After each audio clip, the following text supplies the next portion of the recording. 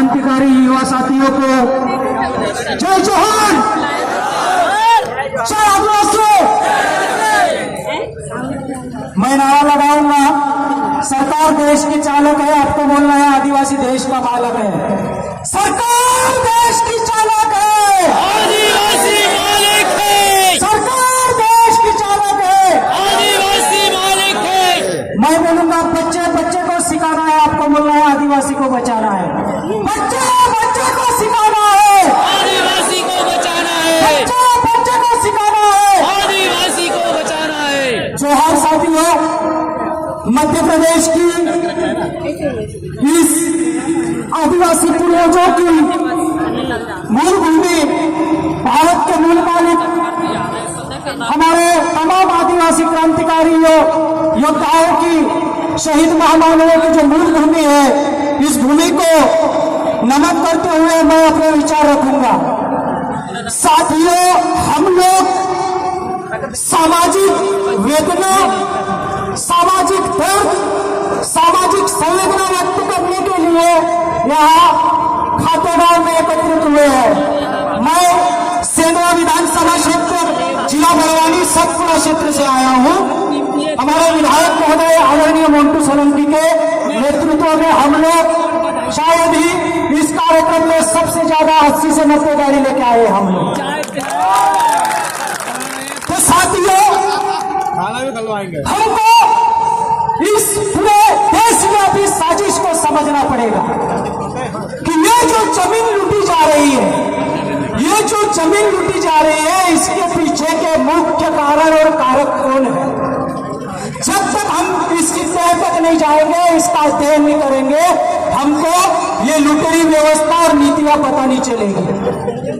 साथियों, वन अधिनियम बना 1927 में। सबसे पहले उन्होंने फॉरेस्ट की जो पॉलिसी बनाने के लिए बर्मा का एक अधिकारी था, 1864 में हमने जो लाया उसको फॉरेस्ट की पॉलिसी बनवाई। वन अधिनियम बना 1927। उसके बाद में जो है नेशनल फॉरेस्ट पॉलिसी बनी 1980 की।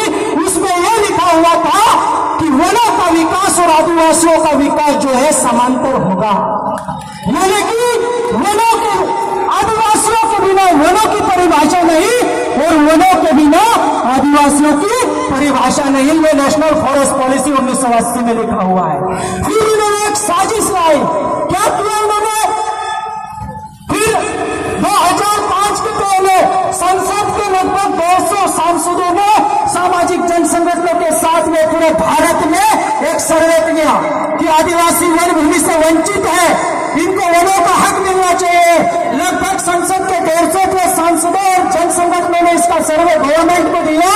तो भारत की संसद ने यह मान के किया कि हाँ, इस देश में जो जल जंगल जमीन का असली मालिक है, आदिवासियों के साथ में ऐतिहासिक अन्याय हुआ है, उनको वन जमीन के पट्टे दिया जाना चाहिए। इसलिए FRA 2006 आया।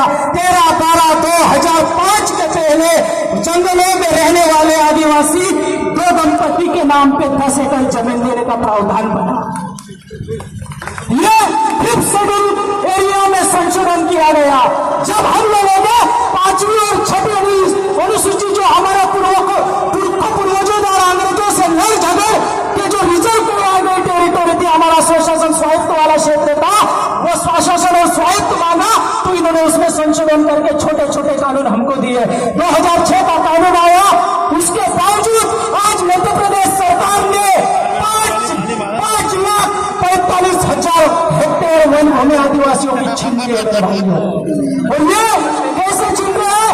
2018 में वापस इन्होंने नेशनल फॉरेस्ट पॉलिसी 1908 में संशोधन किया, राष्ट्रीय वन नीति 1908 में संशोधन करके उसमें यह लिख दिया कि आदिवासियों के वनों पर से अधिकारी ने सीमित कर दिया और उसमें यह लिख दिया कि आदिवासियों को विस्थापित करके उस वनों की जमीन पे ऐसे पौधे लगाया जाए जिसका सिर्फ कमर्शियल बेनिफिट हो, यानी कि ऐसे पेड़ लगा रहे हैं जो सीधा फैक्ट्रियों में जाएंगे कटाई के लिए और इन शहरी सभ्यता के संसाधन उपलब्ध कराएंगे, उनके साधन बना रहे हैं लोग। उसके बाद में इन्होंने 2023 में forest conservation and security act लाया, वन संवर्धन एवं सुरक्षा अधिनियम 2023। उसमें यह लिख दिया जमीन पर जो है अब आदिवासी ग्राम सभा निर्णय नहीं लेगी, वो केंद्र सरकार लेगी और उस जमीन को ये लोग 60 साल के बीच पर देश के पूंजीपति धनाढ्य के लुटेरों को देने की बात कर रही है लोग। और उसके खिलाफ में हम लोग देश का पहला ऐसा संगठन था बिरसा ब्रिगेड कमीशन जो था, तमाम जोश साथियों के समर्थन में 7 से इस मामले को हम लोग सुप्रीम कोर्ट ले गए और ये केस जो है एडवोकेट बलराज मलिक साहब को दिया और पहली सुनवाई में सुप्रीम कोर्ट ने उस कानून पे स्टे लगाया हुआ है। तो भाइयों, ये जो ऐसा कानून था वन अधिनियम वन संरक्षण और संवर्धन कानून 2023, जिसमें 5.5 करोड़ आदिवासियों को 5वीं अनुसूचित क्षेत्र से विस्थापित करने का प्रावधान था। 5.5 करोड़ आदिवासियों के वनों से बेदखल करने का कानून था भाइयों, और इसमें यह प्रावधान लिख दिया गया है कि 60 साल की नीच पे पूंजीपतियों को जमीन देंगे। उसके बाद में जो है आदिवासी क्षेत्रों में जो कानून है वो पुलिस चौकियां नहीं रहेगी, पुलिस स्टेशन खत्म किए जाएंगे, वहां पे आर्मी के सेंटर खुले जाएंगे, यानी सीधे वहां पे मिलिट्री रहेगी। अब जब पुलिस रहेगी, पुलिस थाना रहेगा, तो हम लोग अपनी लड़ाई थाने पे ले जाएंगे और जुडिशियल व्यवस्था में जाएंगे, कोर्ट में जाएंगे तो आपको न्याय मिल सकता है। लेकिन जब आर्मी की मिलिट्री आ जाएगी तो आप किससे न्याय की उम्मीद लगाओगे? तो AK-47 से